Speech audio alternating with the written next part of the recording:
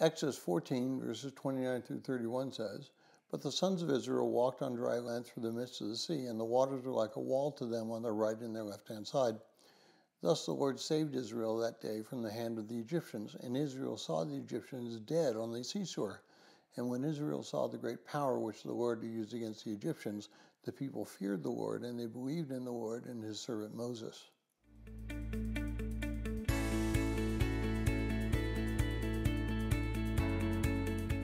Or if you're joining us in reading through this 90-day reading plan, today's reading is Exodus 14:13 through 15:37, and I encourage you to read that passage.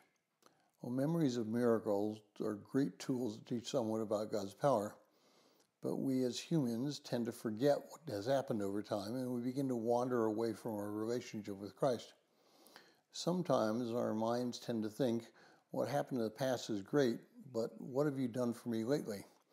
We look to God for continued miracles rather than looking to him for our changed lives.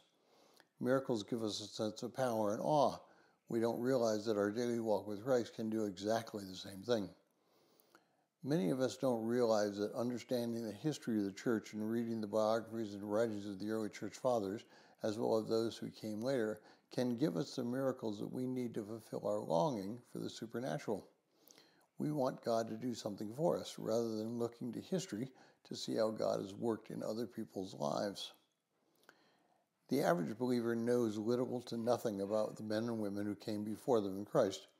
They may go back 100 years or maybe 200 years, but they tend not to go back to 2,000 years to see how God dealt with believers in that time period.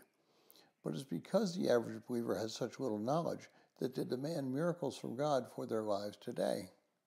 I would encourage you to read some of the works and some of the history of the early church. Those first 300 years were full of miracles, and God's mighty hand was shown. Men and women who lived during that period of time can teach us how we should live today. You may have heard me say that we're living in the same type of time period that's very similar to the time of the early church.